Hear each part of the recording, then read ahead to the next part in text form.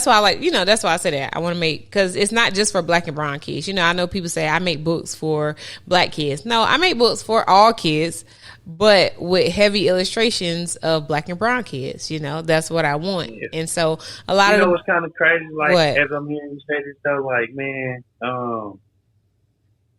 we gotta be more proud in the sense, because it's like, man, why should we feel slighted? Like, I understand all kids, but if the focus is black and brown kids, you know how we say all kids and then black and brown. Like, no, we made it for black and brown kids. All kids can enjoy this book. And it's like that. It's that hidden mentality that a lot of black people have, that when we trying to big up ourselves, we always have to be mindful of the others. And so, you know what I mean? It's like, I get what you're saying. Yeah. 110%. I get what you're saying. I'm not trying to be mindful. I guess I don't want my books I don't want to be like, these kids are only for black people, black kids. Like, no, white children need to read these books too. They need to see black kids in these books. That's just how I feel. So that's just why I said that. Like, it's not just for black kids. Like, black kids are going to be excited that they're in these books, and white kids are going to be like, oh, look, a book with a black kid in it. Like, yeah, we in these books too.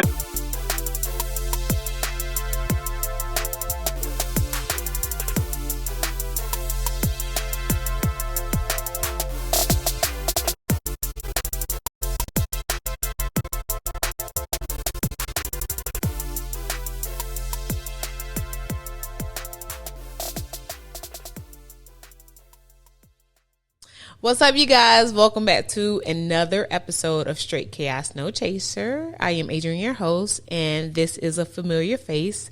This is Lee. What's up, Lee? Hey, now how y'all feeling, man? We back. Impromptu, but we here. Today we just talking. Like, we're just gonna talk. This is actually going to be the last episode that I do for a while. Probably to the beginning of the year. I just, I have some things that I want to tackle, and you got so much going on, and you don't want to put a little bit of energy into a lot of things, and they not be their best, right? So I'm the type of person that I like to know when to say when. So I love recording and having conversation and doing these podcasts, but I have to put some energy somewhere else. Thank you. I appreciate that. So for the last few episodes, we've been making toast. And when I first started this podcast, we used to take shots. I used to do trivia. So today I'm going to do trivia with you. And if you get it wrong, I don't know if you have a drink over there, but if you don't have one today, next time you're going to take 2 shots. Okay. All right. That makes sense. If you get it right, I'll take a huge gulp of my wine. Okay. All right. That makes sense. All right. Okay. I ain't got no drink today. I'm watered up. You watered up today? Hey, I feel it. It's too hot. It is too hot, and yeah, it's just too hot. Okay. So this is your trivia. Lee, finish my sentence. Holy moly. Holy moly. Macaroni.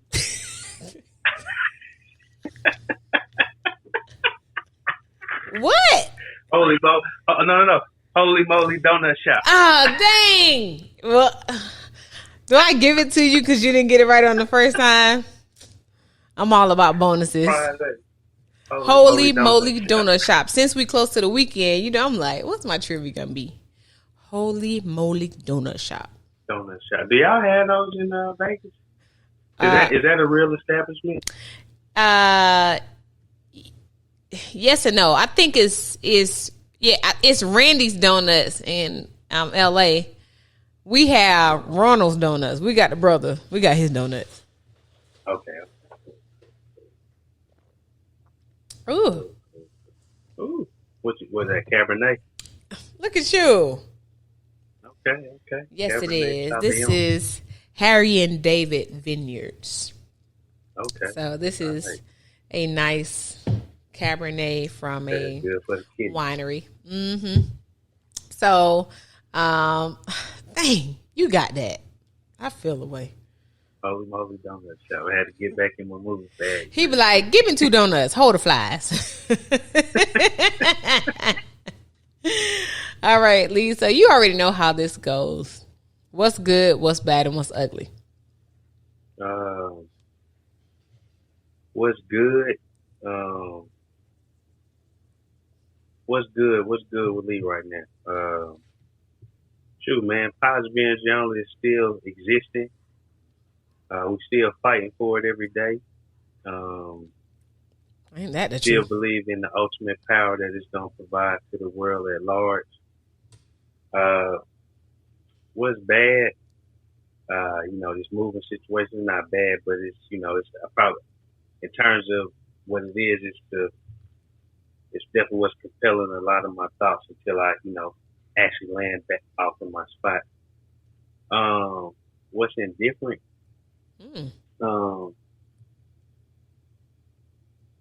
Man, as a people in a unique way, man, we are swayed easily without having a lot of foundation or knowledge about what we're being swayed by, Mm-hmm.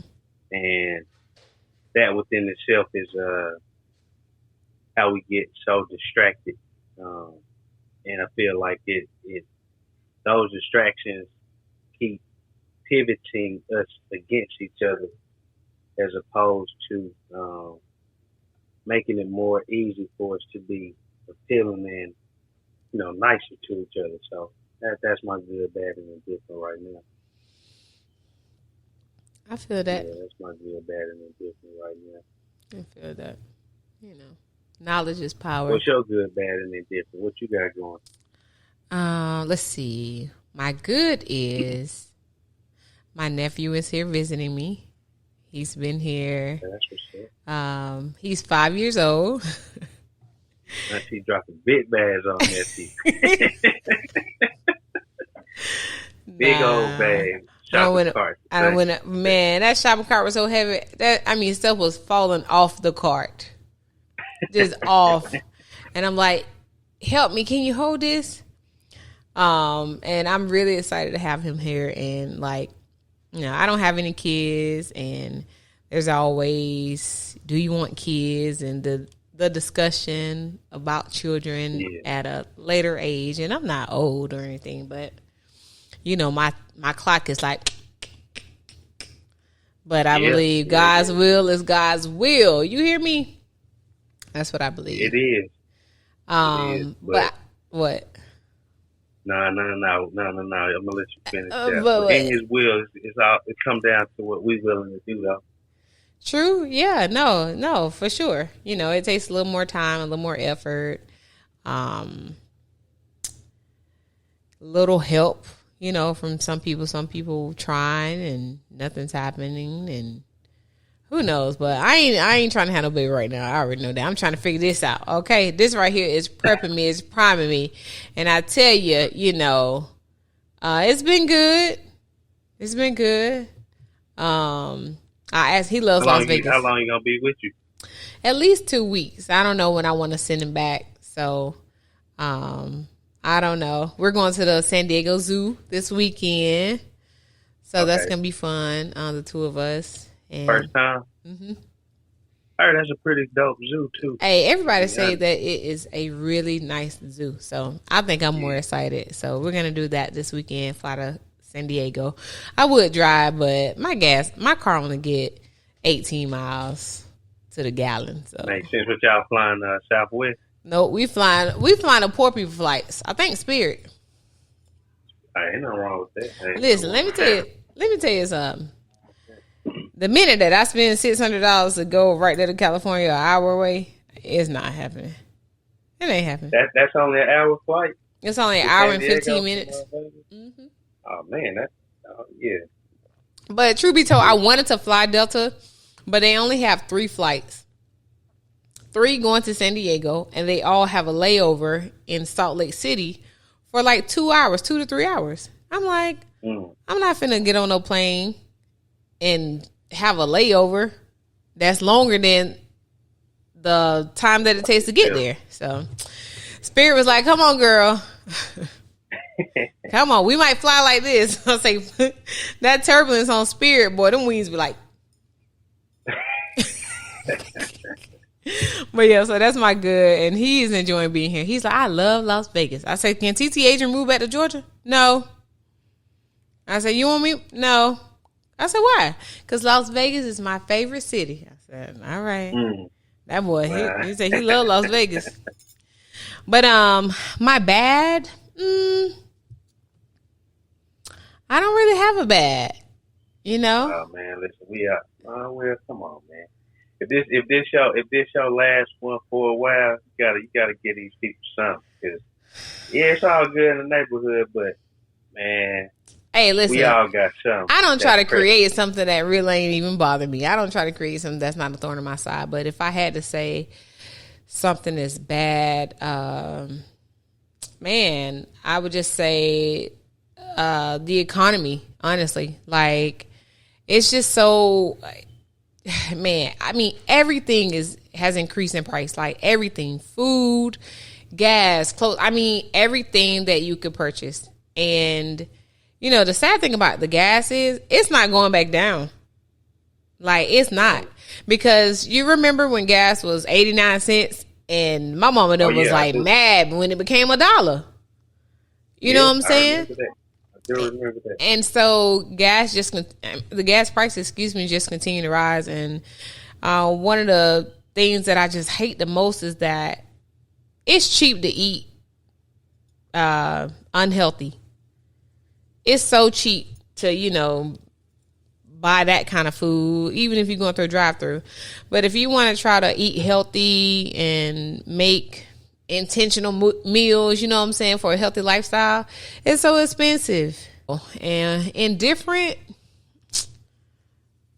man,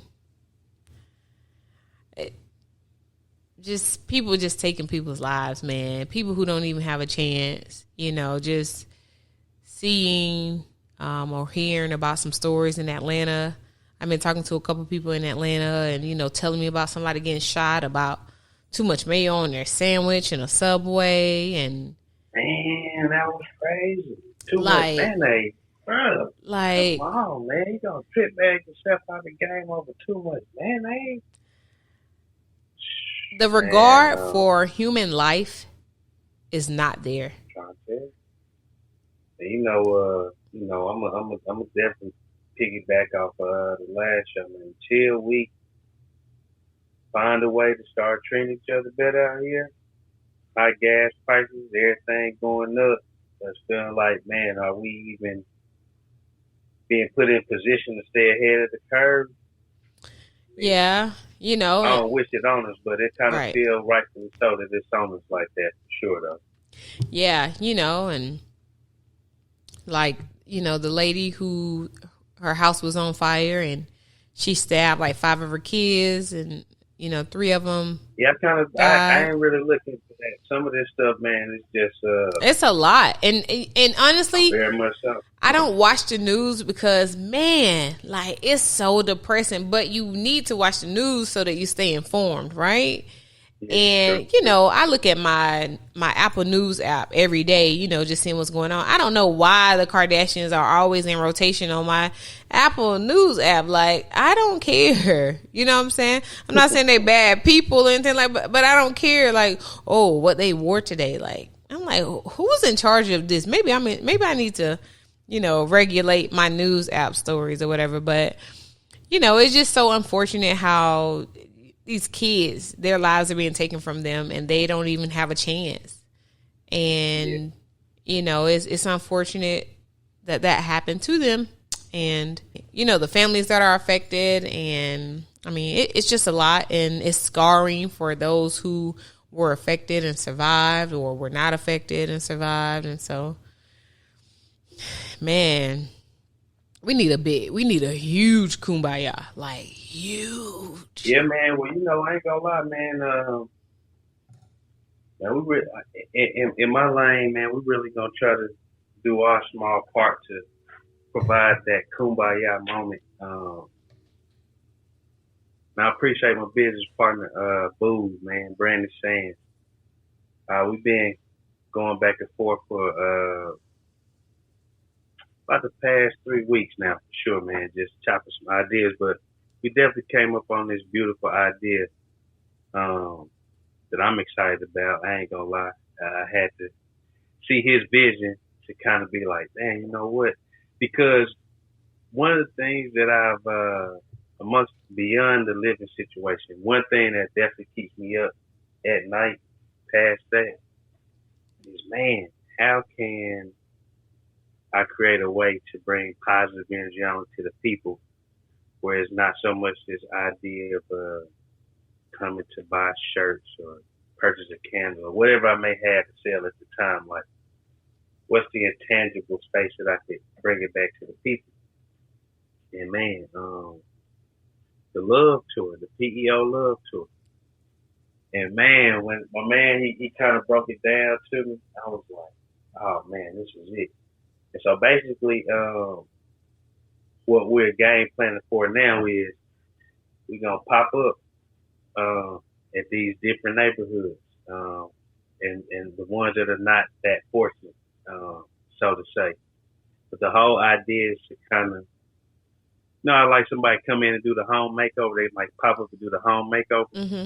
We're going to make over the neighborhood, and it's my greatest hope that, man, we can, on that day, just have those people feel a sense of energy, man, that ain't never been felt before, a sense of positiveness that's out there, but maybe they ain't know how to get to it. Mm-hmm. And so, yeah, man, we sent off the email to one of the apartment complexes yesterday. Didn't get a reply back today, man, but hopefully they'll let us, well, even if it's not them, man, we're going to keep on sending them out to the different apartment keep going, complexes keep knocking. until somebody respond. But, yeah, man, I'm kind of excited about that. And, family, faith, finances. I forget the other, the F, but nonetheless, just to show a sense of solidarity and the idea that we care, you know what I'm saying? And it's going to be focused on the kids. And the idea is that if these people see that we doing this for their kids, then the parents going to come out. And then that's how we could capture the parents with different tents set up, health, talking about health, finances, health in one tent, finances in one, faith in another. And then, just at the end of it all, close it out with like a speech of some sort. And go on to the next neighborhood, man, and just try to, build this thing from the ground up in that regard in terms of, and when he said that, it did kind of take some pressure off my shoulders, because I was like, man, you know what? That's the dopest thing on how to bring it to the people, like take it directly to them. And so, yeah, that's what we are planning and getting in motion right now. So I'm excited about that. I think that's gonna be dope. That's gonna be real big. That is. I think that's a really, really good idea. That's a great idea, and to be involved in the community. Sponsored by Positive Energy Only, and that's the whole mission, man. Just to show these people that we care, and then in that, disclose the acronym for the word people. Mm-hmm. That when we leave this community, we at least know what the acronym is, so that gives us the greatest opportunity in this community to treat each other just like that, people. Right. And man, I'm excited. I think it's gonna catch like wildfire for sure. But one thing I tell my boy Boo, because that is so big in itself, planning and preparation for something like that is key and major. You know what I'm saying? I don't think something that you could just pop up and really just get out there, but I think with the way that we're going about it, planning it out, taking our time with it, I think it's gonna be special for sure. It is. I'm excited about that. I'm excited for you, and some kind of way, I would like to donate some of my children's books. So to some of those kids who may be pre-K, kindergarten, or something like that, just to. Oh yeah, see, that's what I'm talking about. See, that's the whole. Hey man, you got them. Heck yeah. I do. We need them. Yeah, we need them for sure, man. Because man, anything that if we could catch them young. So this is Isaiah and the Brown Prickly Tree, and it's about bubbles, and a lot of kids love this book. So this is something else that I've started doing. I write children's books, and so I will. What made you get into that? I like stories. Okay. So 2019, I was visiting my nephew, and I love storytelling. But I was visiting my nephew, and I was just amazed by how he learned. I just watched him, read and look at books and pronounce animals and things like that. And I was like, man, this is like so cool. And then I'm like, you know what? I want to make books for kids who look like him. I want to make books that have illustrations of children who look like him. I want him to see himself in those books. And so in that moment, I was like, I wanted to make children's books for all kids, but that had a heavy illustration of brown and black and brown kids, excuse me. Yeah. So, So that's why I like, that's why I said that. I want to make, because it's not just for black and brown kids. I know people say I make books for black kids. No, I make books for all kids, but with heavy illustrations of black and brown kids. That's what I want. Yeah. And so a lot of what's kind of crazy, like, as I'm hearing you say this stuff, like, man, we got to be more proud in the sense, because it's like, man, why should we feel slighted? Like, I understand all kids, but if the focus is black and brown kids, you know how we say all kids and then black and brown. Like, no, we made it for black and brown kids. All kids can enjoy this book. And it's like that. It's that hidden mentality that a lot of black people have, that when we trying to big up ourselves, we always have to be mindful of the others. And so, you know what I mean? It's like, I get what you're saying. Yeah. 110%. I get what you're saying.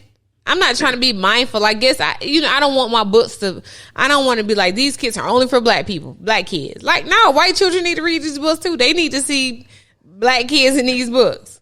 That's just how I feel. So that's just why I said that. Like, it's not just for black kids. Like, black kids are going to be excited that they're in these books, and white kids are going to be like, oh, look, a book with a black kid in it. Like, yeah, we in these books too. So that's why I say I make books for all kids with heavy illustrations of black and brown kids. Because, let me ask you this question though. The process in you writing the book, do you type them out? Do you hand write them out first and then I handwrite? Like, what's your process? I handwrite. So I had that idea in 2019, and I went to the store and I bought like 2 sketchbooks, like I'm an illustrator. But I bought 2 sketchbooks. I bought some color pencils and some markers, and I wrote my first book. My first book was like ABCs. I wrote like 5 books, or like manuscripts or whatever. But it wasn't until like I was like, I want my first book to be fun, Yeah. So my nephew, he loves bubbles. So I'm like, I'm going to do a book like that. And I sat down and I just wrote it. I write it by hand. I'm not do it on a computer or do it on my phone. Like, no, I want it in the simplest way. So I write it, and then so I make sure it's the proper amount of pages. I was kind of really proud of myself because, You should. Though. My day job. Was that a grueling process? No. Was it? Not at all. Not at all. And that's the thing about it. It just goes to show, like, when you have a vision for something and you put your mind to it, you can make it happen. And for me, I write it down. They say, I'm telling you, there's power in writing things down. Oh, yeah.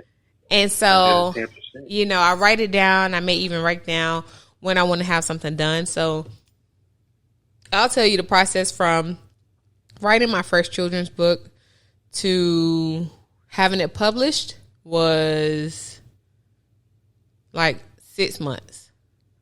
6 months, okay. And did you self-publish? It was actually 5 months. It was actually 5 months, and that's from the time that I found an illustrator to it was in my hand. And it only took 5 months because I found an illustrator and I had already written a book. So I guess it took me a day to write that book. It literally took me 1 day to sit down and write a book about bubbles. I had already done research on, how many pages a children's book should be, the do's and don'ts of children's books. It was really important to me, right? And I'm not saying that my book is perfect at all, but I wanted to do my research in writing a book for kids. So it took me a day to write my book. Then I found an illustrator, and she, really nice lady, made a sketch for me. I was like, She made like 2 more sketches, didn't charge me for them. And I was like, okay. I asked somebody else, paid them for the sketch. I didn't like his sketch. The character was too old. I went with her and I said, hey, I like your sketch. A month later, she sent me a contract, let me know 4 different dates, like rough draft, final draft, ink, paint. Dang. And, you know, she's always like, oh, it may be like 3 to 4 months. She got that thing done in like 2.5 months. So it's just Kate. Wow. And she, you know, would update me every Monday, send me sketches, or if she had any questions, or if I had any questions, or just to be like, hey, everything's good over here. I'm good. So that's good, literally like just like 5 months. So yeah, but I never wanted to be an author, but just seeing my nephew, just being intrigued by the way he learned, and I just really was in awe because I never really been around a kid like that. I mean, my sisters are much younger than me, but at that time I wasn't really like, oh, look at how they learn. But I was just amazed, and I just wanted to make books with characters that look like him so that he can see himself in those books. You know who Dr. Miles Monroe is? Oh, no, I don't. Well, nah, man, he's a pretty dope guy, man. He one of my spiritual mentors in a sense, but he got this excerpt on Apple Music, How to Write a Book. Mm-hmm. And man, I listen to it from time to time. But one thing that I took away from listening to that audio, he said, man, the power of a book has the ability to carry into 7 generations. So that book gonna live on, you know what I'm saying? Hey, I hope so. Well into you know what I'm saying, the future. And I was like, man, that's pretty dope, man. One book can go that far. So yeah, that's all right, man. I salute you on that one. Thank you. I appreciate it. And so that's one of the things that I, want to work on now. As far as reason why I'm just kind of sitting the podcast to the side for a little bit, just to give me some energy to be able to get out there and make my book a little more seen. And so just work on advertising and things like that. So that's important because I don't want to make things that don't go anywhere. I don't want to do that. True. So you have to put the energy and the time into that. Like one of my friends out here, she just started a nonprofit organization, and she sent a message like, she was probably almost a month ago about just pretty much about her organization and just kind of like some little donation drive she was going to have, or some donation drive, excuse me. But I read it and I knew I was going to be busy, and I didn't respond. And I can't stand when people do that to me. When I send you something and ask you, about, an effort or contribution, and you don't respond, even to say I can't make it, or I won't be there, or maybe next time, like, I believe that you can at least respond to me. Like, you see my message, you can at least say something. And I didn't say anything to her, but I was going to text her today and tell her that I want to do dinner, and let's sit down, and I want to hear all about her nonprofit, and I want to, give back, help out, like whatever she need. Like, what does she want me to do?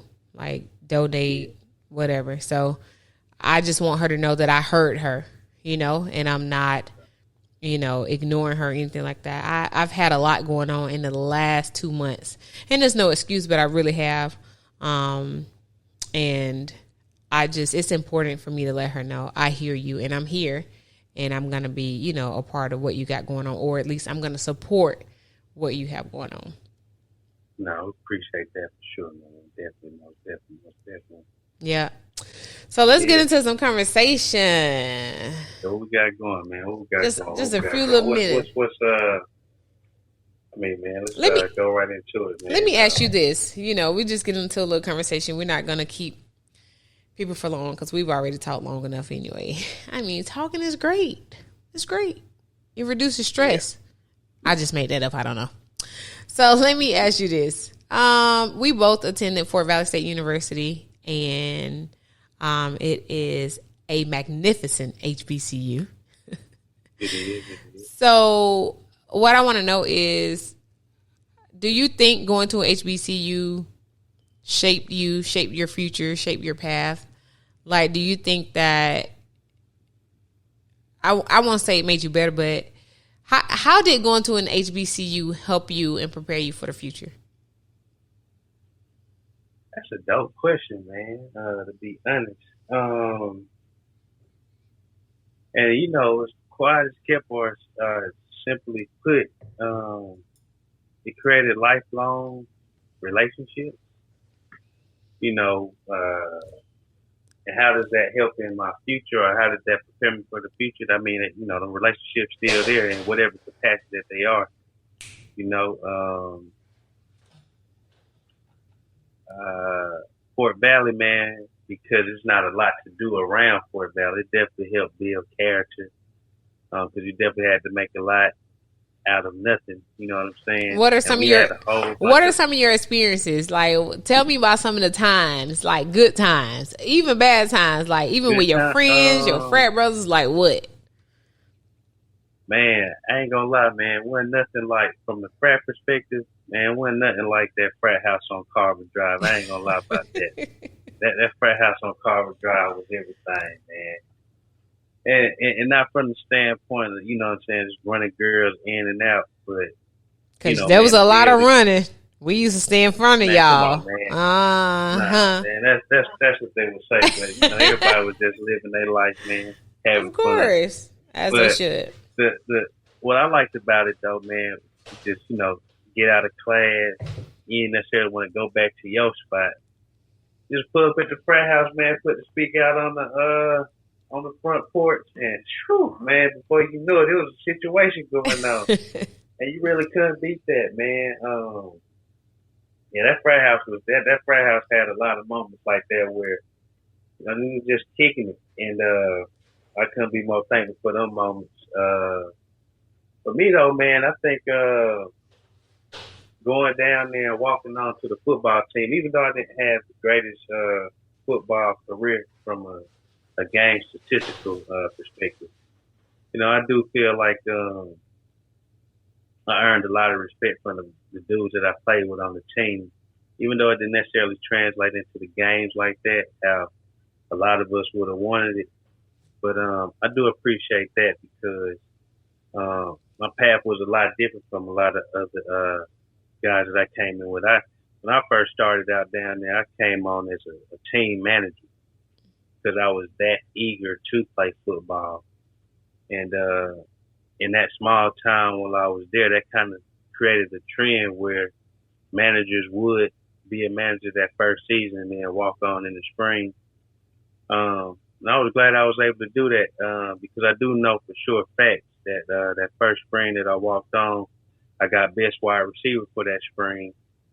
And man, you know, man, that was just a moment in time for me, because I went through 2 major injuries in high school, but to really kind of find my own in college. And at the time, Coach Schoolfield, man, he believed in me more than I believed in myself. So much that he was vocal about it. You know, like I said, that was I couldn't be more thankful for that experience than anything, for sure, man. Because I ain't gonna lie, when I graduated from high school, I didn't really have this big idea that I wanted to go to college. But my dad graduated from FAMU. My mom went to Morris Brown. So it was like, you got to do something. And I remember going down to Fort Valley the first time. My dad his thing was, I got to get you in school. My thing was, if I'm getting in school, I got to figure out how I can play football. And I remember that first time walking into that field house and meeting Coach School. And I asked him if he had some open slots for summer camp. He was like, nah, they all filled. He said, man, if you got a 2.0 by the spring, you can walk on in the spring. But I'm kind of glad I've always been aware of myself in my own special way. I was like, man, I had to wait till the spring. And I ain't really with the team. I probably ain't going to be that interested. So as I'm walking out, I turned around real quick. I said, well, is there anything possible I could do to be a part of the team before the spring? And, you know, just be in the mix. And that man stopped and looked at me. He was like, man, hold on, what? Like, yeah, man, anything I could do before the spring. I'm just really trying to. He said, well, you know what? I do got a manager spot open. I don't know if I'll be able to give you no scholarship money, but we'll get you 1 or 2 books. You'll get to travel with the team, home and away games. Camp start August the 3rd. You got to report August the 2nd. Can you do it? I say, man, say no more. I'm down there. So resilient. That was my experience to Fort Valley football, man. So yeah, I'm very thankful for that for sure. Hey, very thankful for that for sure. Some like really, really good times, like being at Fort Valley and just how it prepares you and just how it made you feel. You know what I'm saying? Like, I've never met a person who went to Fort Valley who was like, I ain't like it when I was at Fort Valley. Like, I never heard that. You know what I'm saying? And it's small. Like, for people, you know, for people who don't know, like, Fort Valley is a really small town in middle Georgia, and it is pretty much a college town. And a small campus, but it's a community, and it is an HBCU. And it wasn't like we didn't even have a Walmart there. Okay, just show you how small it was.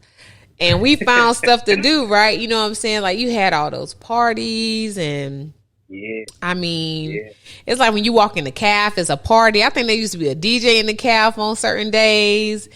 Man, it was digital for sure, man. I ain't gonna lie, because you didn't have anything to do in terms of amenities. Right. You had to make some shape. You had to make a shape. Right. Down there. And so it's like dope, you had, and it's just different from like high school, because one, you're on your own.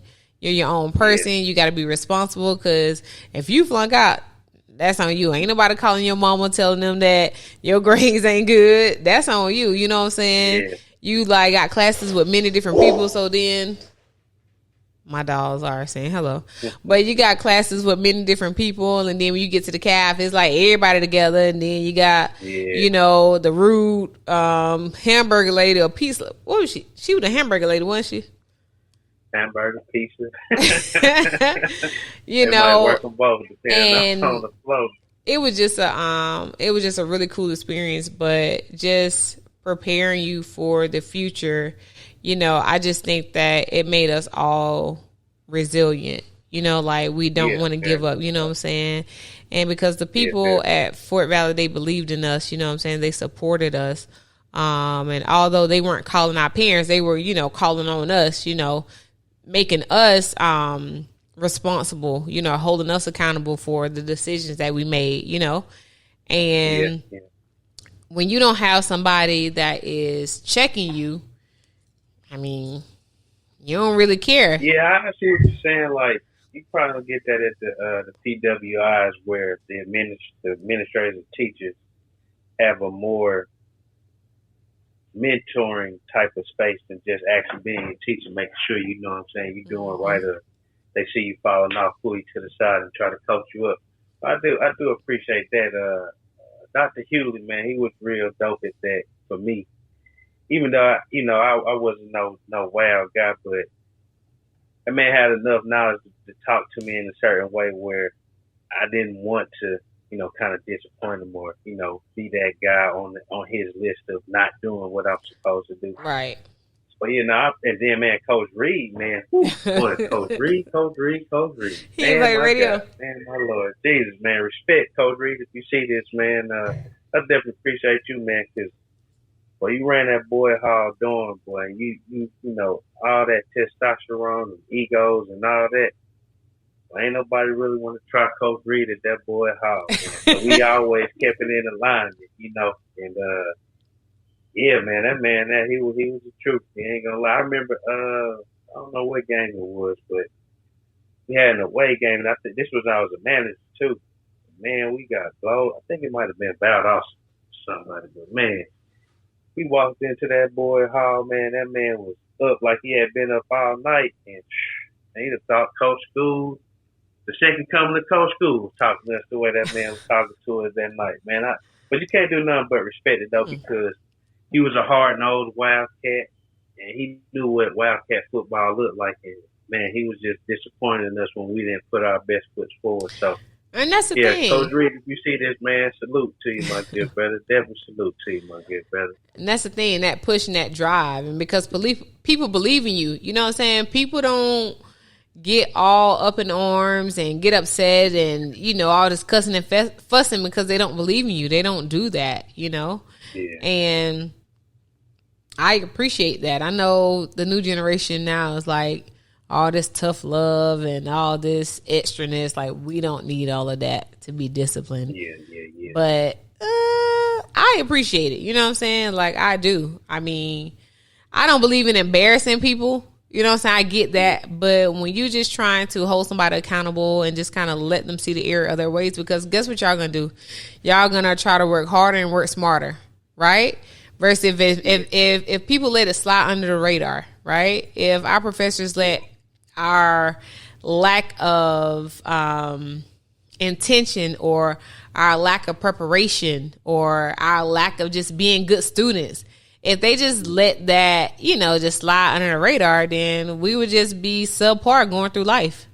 I'll never forget, you know, like I had a professor, Dr. Virgie Harris, and man, she was like the hardest public speaking professor, and I was like, I don't want her class, but I couldn't get out of it. And public man, speaking, public speaking, man, that was one of my best listen, classes. that was one of the best classes I ever took at Fort Valley. Like, man, I got an A out of that class. It was that was such a good class. That public speaking class, that was definitely one of my best classes, man, because I never really had no problem just getting up and speaking, you know. I always be nervous.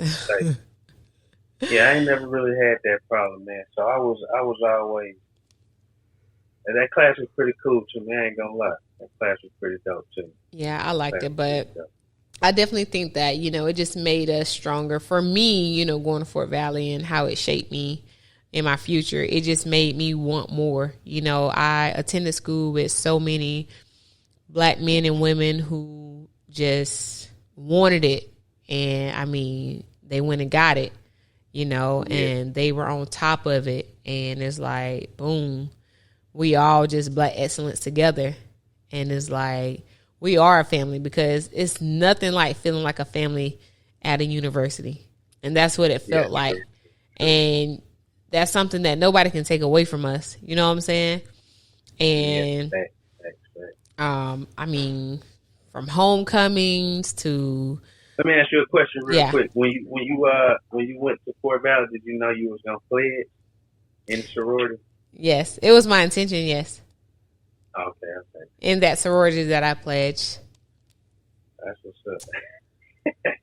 Y'all already know. That's what's up. I like when people be like, "You agree?" I'm like, "Yes." This is only when I go back to the South. Out here, it's not, child. It's not like that. But dude, Vegas don't got no HBCUs. No, Do they? No. But there are sororities and fraternities. Excuse me, I have to edit that out. But there are sororities and fraternities, of course, out here. But they were like, "You pledge?" I'm like, "Yep." "What are you?" I'm like, "What am I?" They were like, "Let me see." I'm like, "Don't get it wrong." And I think when I be a little aggressive, they be like, "Oh, you a Delta." That's what's up. But yeah, did you feel like that? Did you feel like you knew you were going to pledge when you got to Fort Valley? Man, if I could be honest, transparent. Always. I thought I was going to be an Omega, to be honest. No disrespect to nobody. I thought I was going to be. And the reason why is because my next door neighbor, when I was going through high school, he graduated from Fort Valley. Mm-hmm. You know, he's the first dude that taught me how to ride a motorcycle, play football, and he was Omega. And, I had this idea that maybe, when I went down there, I would probably pledge Omega. I didn't go to college to be in a fraternity or anything like that, but I definitely thought probably I was going to be an Omega for sure, but I don't know, man. When you saw them Kappas. Well, all right, so 01, I got down there in 2000. And then '01 was when first time I'm seeing probate live. And I remember that '01 live for the Omegas, man. Salute to y'all and all. But when that line came out, I was like, nah, I probably ain't gonna be no. Like, I just in my mind, nah, I probably ain't gonna do that. And man, when that '01 line came out for the Kappas though, no cap, I ain't never seen nothing like that in my life, man. And that stretch white Hummer limousine or whatever they had, I was like, man, boy, these boys, it got dang on make noise. But even at that though, it was like after they probated, it wasn't like, oh man, I got to be a capitalist.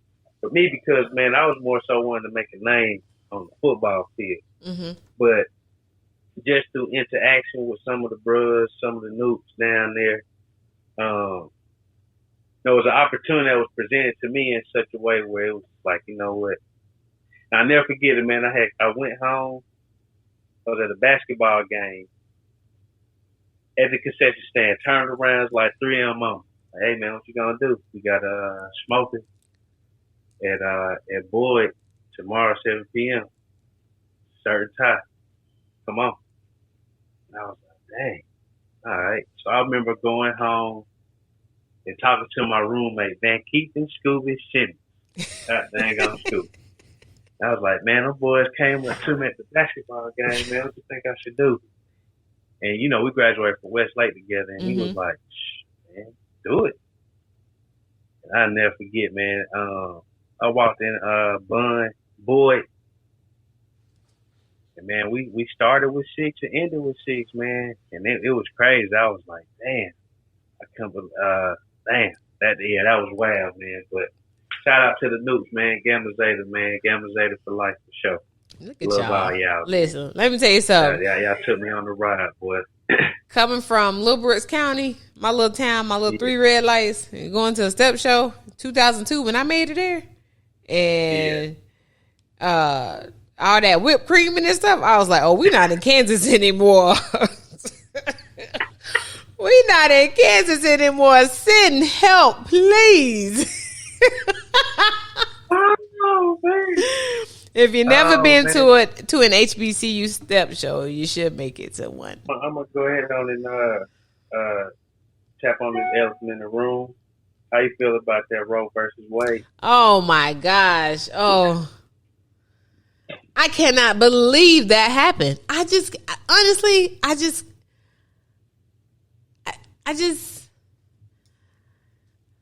can't believe it happened, and it's so upsetting. It's upsetting because I should have the last say so over my body. Well, yeah. You know, like it's, you know, it's so many layers to peel back. And like I'm few words and I'm searching for my words because it just makes me so upset and so mad. And it makes me that way because, like I said, we can't make decisions for our own body. And then two, like men, if men were women, they'd be at abortion clinic all the time. That's how I feel. That's truly how I feel. But it's like you got a bunch of men making decisions about women's bodies and what they can and cannot do with their body. And I know people like to say it's religious.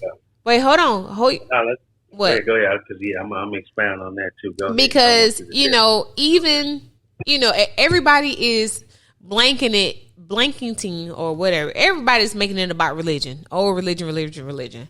I'm a Christian. Yes, I have my view. Abortion is wrong. You know, it's wrong. But at the same time, you don't know what you're going to do if you're in that position. I can't sit right here and be like, I would never have an abortion. You know why? Because I don't know what I would do if I was put in a situation where I felt like this ain't right, or things happen. Things happen to people. And, you know, I know it's a life, but I can't speak on that, but, and I wasn't finna say something about myself, but just about an experience with someone. But, you know, I just think it's unfair and it's unfortunate, and I just think it's awful, to be honest. I really think it's awful that we cannot make our own decisions. Yeah, I know. I couldn't agree with you more, though. But it's no buts. I'm just not gonna shy away from the comment. He said the men making these decisions. What men though? And I tweeted this, man, a couple of days, man. The world is suffocated by white men's fear. You know, them justices made that decision. We only got one black justice. Yes. So, man, you know, man, this world is really trapped in the decisions of white men. And they can kill me, strike me down, however they want to go. But that's the butt naked truth. And when I saw that rally with Trump and the lady was introducing, she's trying to draw it back, but thank you for saving white life. It's like, man. Oh, yeah. Like, come on with the games, man. Like, so for black people, you know, and women at large, sure, I totally disagree with this whole notion that you guys don't have the ability to make them decisions, but at the same time, that's the white people fight, man. You know, they know they falling off. They know that they know statistically they don't have the numbers. You know what I'm saying? They don't have the numbers. It's their fight, but it affects everybody. It affects everybody, but I don't think I hope it doesn't affect us in such a way that it's another pivot that pivots us against each other when at the end of the day, you know, we doing all right on our side, you know, and of course I know there are some extreme cases, but you don't see too many white families with 3, 4, 5 kids like you can see a sister with 2, 3, 4, 5 kids. You know why? Because they the naturally recessive people. You know what I'm saying? They just they not built like this. And they having abortions. That part, and you know what I'm saying, and why is that? Because it speaks to the tyranny, this real level of evil that the white man puts into the world. You know, because I mean, are we gonna sit here and say these white women are aborting babies from black men? I don't think that's really the case that's going on. You know what I'm saying? Until somebody show me some numbers on that, I'm going to lean on my emotions and say, I don't think that's the case. And so it comes back down to, hey, white men, at some point, we not y'all enemies, man. Matter of fact, we don't even want no get back.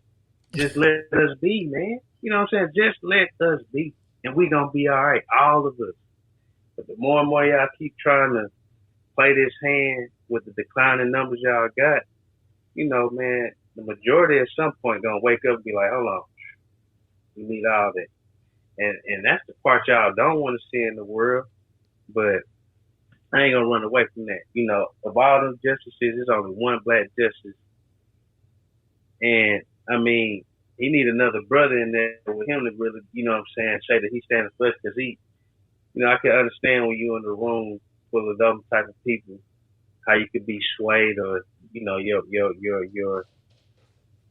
ideas can be skewed. But yeah, man, you know, again, man, another tall tale of the fear of white men being evoked in the world, man. And I think in that space, that's the most unfortunate thing about it all. It's like we don't have no type of recourse to get out of the way of the white man's fear, and that's for me, that's the tyranny of it all. Sure. Well, I just want to touch on what you said about, you know, you don't know if, you know, white women are having abortions from, white women are having abortions from, you know, babies that they've had with black men. I don't even think it's that. I think it's, you know, you have perfect family. These kids these days, they're doing everything. Everything. They see everything. They hear everything. I mean, and I'm sure they get caught up. And guess what? Mommy and daddy ain't having that. You not ruining your future with no baby. You not finna be on Team Mom. You know what I'm saying? Yeah. And I mean, like my mama did. Go, you know? Like my mama did. 18. I was 17. She's like, Adrian, you having sex? I was like, what? No. Why'd you ask me something like that? What? She was like, I'm just asking you so I can put you on some birth control. I was like, oh, you should have led with that. I didn't say that. But I'm like, that's how you should have started this off. But, you know, my mom was like, I want to do things differently for my girls, you know? I want to make sure that you guys are being safe and you're doing what you're supposed to do. And that's what it was, you know? Yeah. And you can't not have these conversations with these young girls. My mom started at a young age giving me books, you know, about my body and stuff like that. You have to start talking to these kids at an earlier age, you know, soon as they hit 13, hell, 12. Because you have some girls who are just shapely and got boobs and butts, you know, 13 years old. I was one of those girls, you know, and you got these men looking at them, and some of these girls, they fast, and some of these girls are naive, right? Mm-hmm. So you have to talk to them, black or white. You have to talk to them. In the black household, it's kind of, you know, it's that generational thing. My mama had a baby at 17. My grandma had a baby at 15. You know, I'm pregnant at 17. I mean, might as well. You know what I'm saying? But we have to tackle those. I don't even want to call them errors, but that generational behavior. You know, excuse me. I think we should. You know, we should want more for ourselves, because can you have a baby and make it to the top? Yes, you can. It's harder, you know, it's a lot more work. It might take you longer to get there, but, you know, thinking about like, yo, you know, let me maybe wait on that. Let me do what I can to give myself the best shot and giving my child the best shot. You know what I'm saying? Because I remember having a teenage mom, and I mean, we didn't struggle for a whole lot, but we only had one car. My mom didn't work. I had to go live with my grandma, you know, all that kind of stuff. Yeah. And so that's something that's been important to me. I want to have a baby when I'm ready to have a baby and when I can support a baby. It's easy to be like, I love you. I love you so much. I want to have kids with you. And neither one of y'all got a pot to piss in or one to throw it out of. You know what I'm saying? Yeah, true. But now, in that though, you know, I think the greatest asset you can give to a child, regardless of financial situation, is two parents. You know, that's my personal living, upbringing experience. Mine as well. You know, a lot of people may not agree with that, but you know, that's the greatest opportunity. You know, I feel like you can give to a child. You know, parents. You know, regardless of type of income they may be bringing in, for a kid to see a male and a female coexistence, being willing to figure it out, being willing to sacrifice for the greater good of family. Mm-hmm. I don't think there's no more valuable lesson than that at all, because in those small lessons, you learn patience, you learn empathy, and you learn how to forgive, for lack of better terms. You don't necessarily live with this hidden level of aggression because you have not. You know, you may have not material wise, but from the standpoint of just a family unit, you can at least say you got that. And you know, over the years, it's just, you know, they've done a lot to devalue family, to the sense of, I got to get me right so that I can be. And, you know, together everyone achieves more. So that I mentality in itself, it does more to hurt us, I feel like, than it does to kind of elevate and propel us in ways that where we could really go. So yeah, I would always say that that's the best type of foundation you could give to a kid, just the structure of family, or the kid being able to see two parents really work together, if that makes sense. Even if they ain't married, but just the idea of them being able to see that relationship work for the greater good. Yeah, no, that makes a lot of sense, because I always believe that. I mean, there are certain things that a child learns and sees from a man, and there are certain things that a child learns and sees from a woman. You know, and I know that there are a lot of single mothers and single fathers, and they do it alone, and it's like, I'm good, we don't need nobody else. But it does help to see, you know, the opposite, you know, gender, to be able to show them their roles. And, you know, so single parents do a great job, you know. But I agree with what you're saying, because I grew up in a 2-parent household, and some of the ways that I have are definitely because of my mom, and some of the ways that I have are definitely because of my daddy. But in just seeing the way that my dad treats my mom, and some of the things that he does for her and does for us, and how he handles the household, how my mom handles the household, how they handle confrontation and stuff like that. So I agree with what you're saying, but you know, I do believe that it is unfortunate that something that was made a law. Oh yeah, man. You know, that's I mean, that's wicked. I ain't gonna lie. You know, I definitely believe that is wicked to put it back into the states. Man.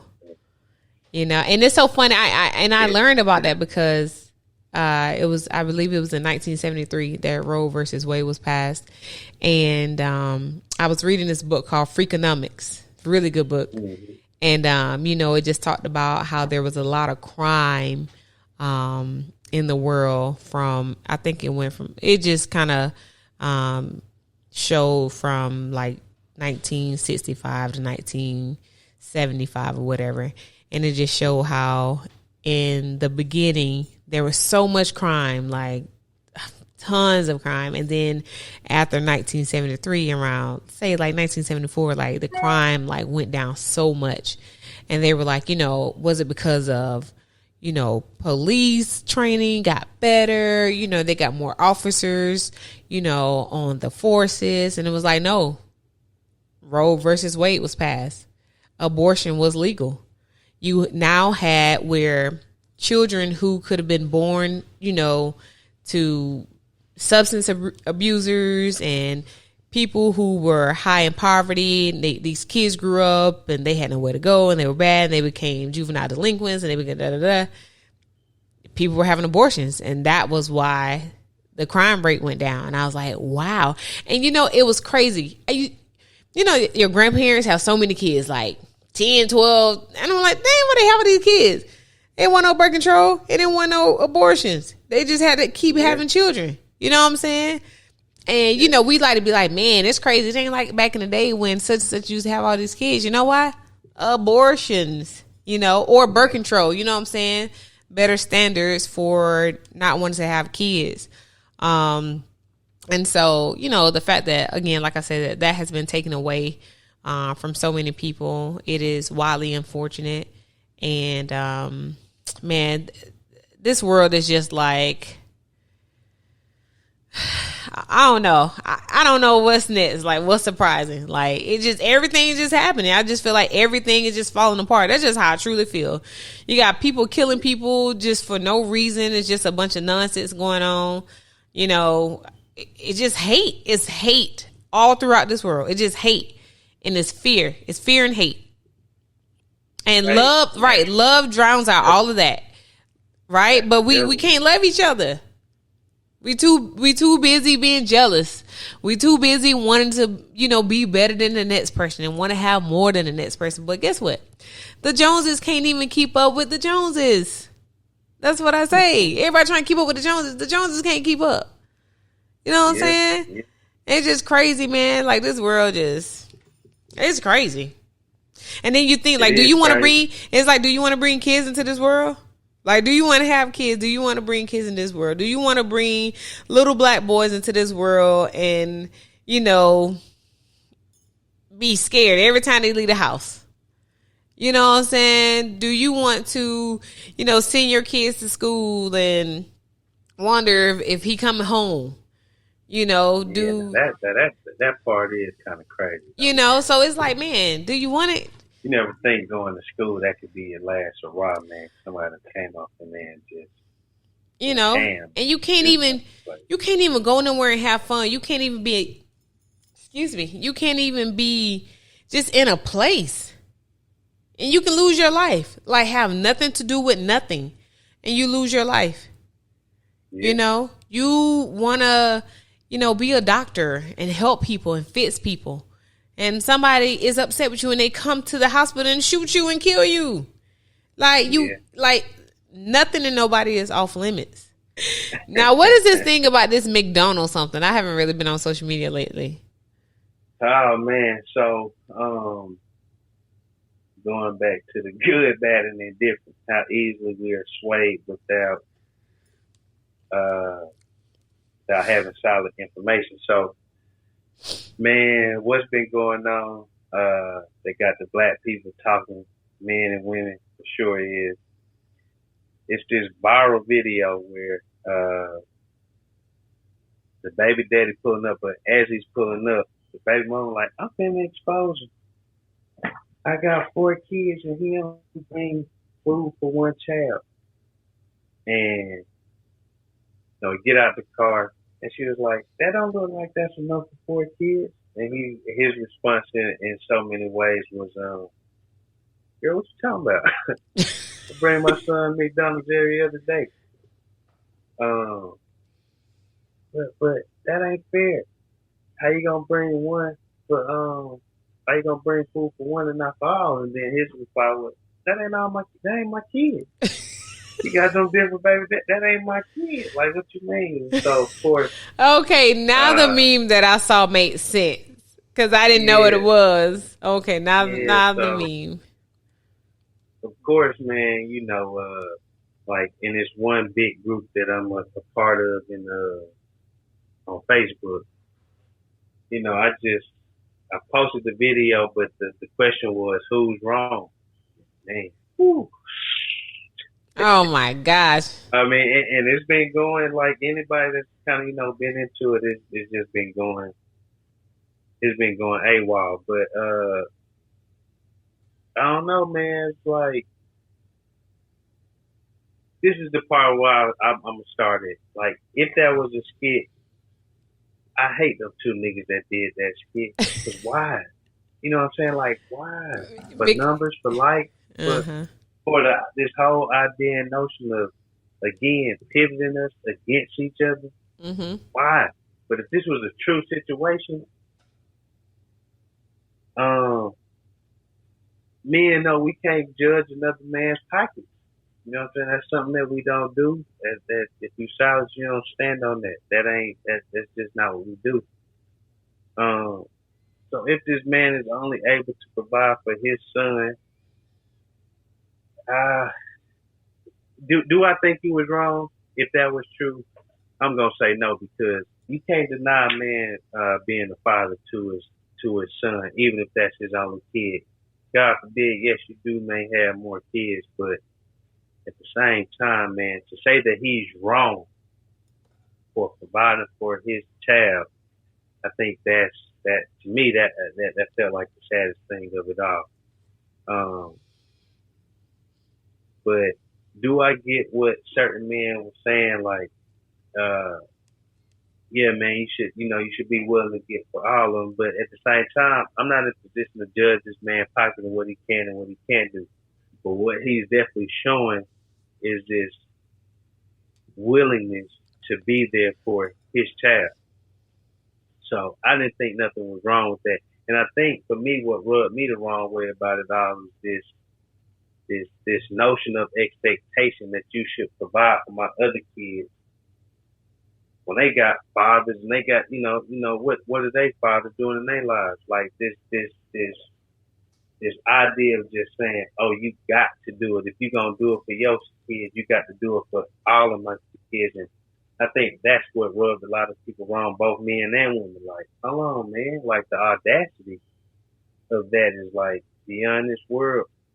And yeah, man. But in the grand scheme of things, if it was a skit and they was just doing that for likes, man, I really hate that they did that, because it just goes to show that, man, we so willing to jump on something and then again put on public display how much we disagree with each other and cannot come on one agree and say nothing. And that's always going to be the saddest thing for me. But what do you think about it, in that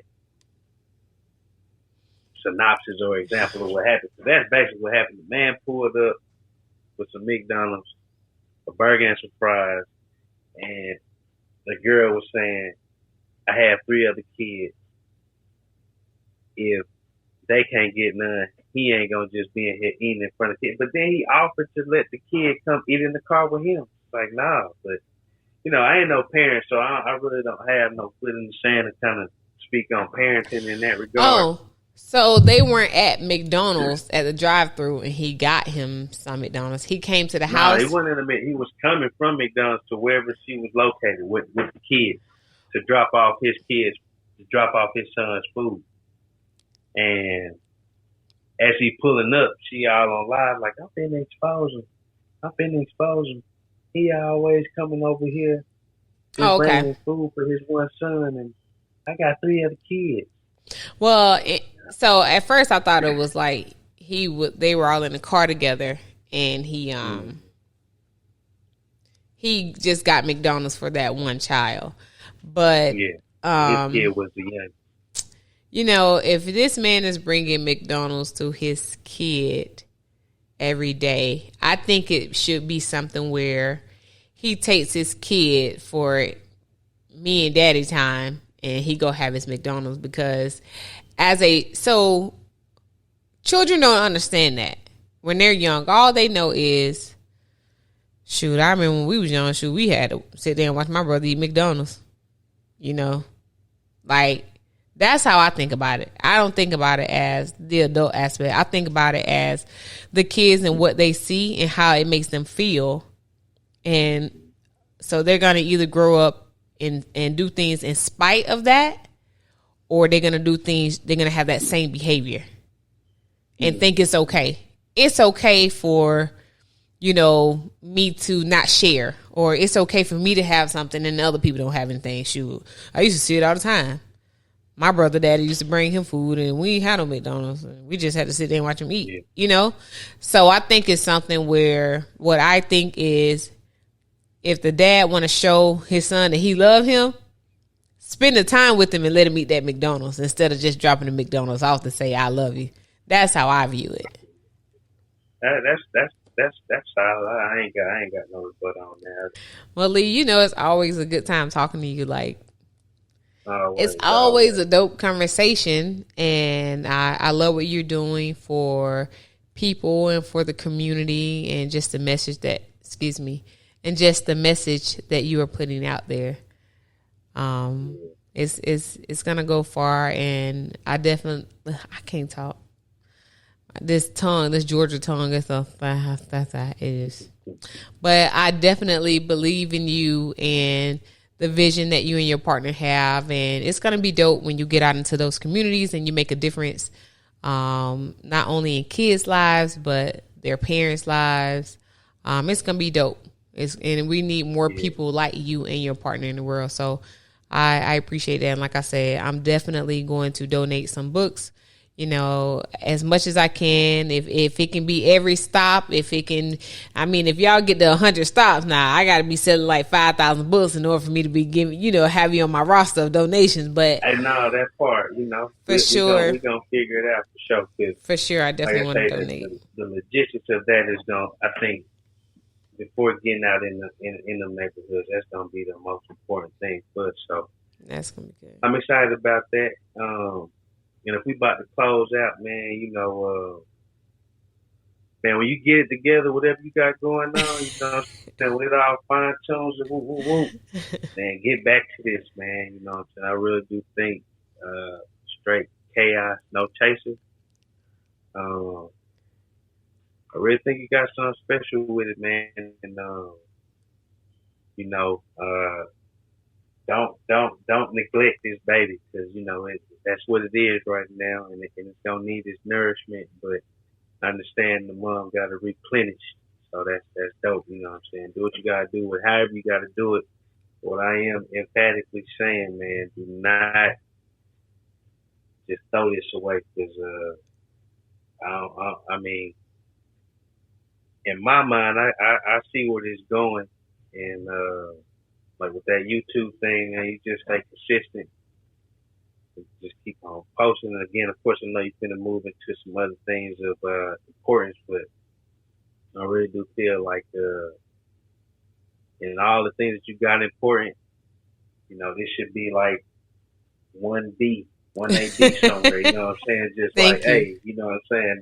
This is like, we vision board. I ain't running away from put you up for a minute, but we coming back to you. You know what I'm saying? So Thank you. I that would appreciate be that. my most ultimate level of advice that I would give. Because these conversations is healthy, man, and you got a good conversation to have. It's natural, it's organic. So yeah, that would be my thing to you, show, man.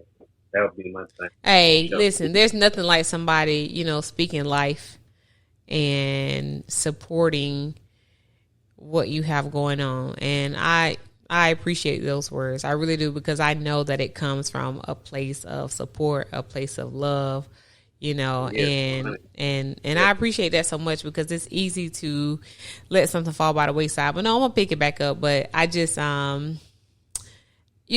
life happens, and it's not anything bad, but it's just like, what's next? I love having conversation like I do. That's who I've always been, and I like talking to people, and I like having good conversation, not just conversation, but good conversation. And so, like I said, I just want to put some energy and some full thought into, some new moves. Yeah.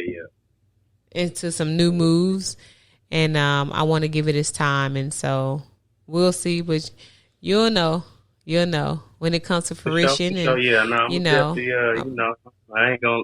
I'm gonna do my part to not let it just fade to black. I You know what I mean? appreciate that. I'm gonna always root for you in this space, though. I think it's dope, man. I think Thank it's a you. dope thing. So, Sure. before we get out of here and we close off for this season of Straight Chaos No Chaser, what is one tip you want to leave to the people? Man, people, man. It's us. It's on us, man. It's on our shoulders, man. We could complain about all these things going on in the world. And they're very valid things to complain about. They're very valid things to be worried and concerned about. But man, I think our biggest thing on our plate is, and I ain't gonna shy away from it, man, we naturally gotta find a way to start treating each other better. And I think in putting time and effort and consistency into that is going to alleviate a lot of the concerns and worries that we have as a people. And the power of people is that if you believe that there's a power in being positive and that mindset yields you some beautiful results, then positive energy only promoting love every day. Because the value of that is it don't matter what the next person doing. That's always your opportunity. You're thinking about another person or possibly in the presence of another person. So I'm always gonna leave that with the people, man, because I don't know how many people know what that acronym is or even heard of it, but it could be the greatest thing that ever happened to us from a collective standpoint if we really truly found a way to treat each other as that people. Positive energy only promoting love every day. A lot of things that we worry about man, our friend, the perfect stranger to be throwing us the alley oops. And that's what we gotta really, really find a way to get into that space with each other. And I'm gonna say this. I think one way we gonna have to get there is it's a lot of things that we've done to each other that we could definitely say I can't forgive you for that. There's no way that we could ever be. But if we're gonna get to that place, we're gonna have to have a that bygone be bygone moment. Like, hey, what's done is done, but this is our new foundation, and let's build from here. And so, yeah, man, that's my thing to the people, man. Let's just really figure out how we gonna be for each other, and by each other. And if we could do that in a positive space, I think a lot of this other preliminary BS that we're going through, it'll fade to black, man. It wouldn't be of our concern or worries or even anything to be fearful of because we are on a more united front. And so, yeah, man, that's my hope. That's something that, man, to the last breath of me, man, that's always something I'm going to be fighting for, man. So I hope you all agree with it. I hope it makes sense. And if it do, hey, man, the mindset is positive energy only. And when you show up in front of another person or you think about another person, regardless of what they may be doing or not, always an opportunity for you to be the promoting love every day, whatever that looks like to you. So, yeah, man, that's my word, man. That's definitely my word for sure. And always a good word. It is. My tip for people is don't be afraid to apologize. Don't be afraid to look deep within yourself, set your pride aside, and apologize. That part. A lot of times, man, we're so stubborn. We're so prideful. And we just can't say, yo, my bad, I was wrong. Yeah. Man. Go ahead. No, go ahead. I was going to say, it don't make you look bad. It actually makes you look stronger and people have more respect when you can say, hey, I was wrong. I'm sorry. Yeah. I could have handled that better or, you didn't deserve that. And that's with, male to male relationships, female to female relationship, female to male, male to female, across the board. It's okay to, admit that you were wrong. Yeah, facts, man, for sure. And I agree with you most because, man, growth doesn't stop with age. It stops with the person that mentally kind of checks out in that space. The greater people that we growing into, man, it's gonna come with some growing pains, but we just got to be willing to go through it. And I think if we willing to do that, we all will be able to experience the greater versions of ourselves and others.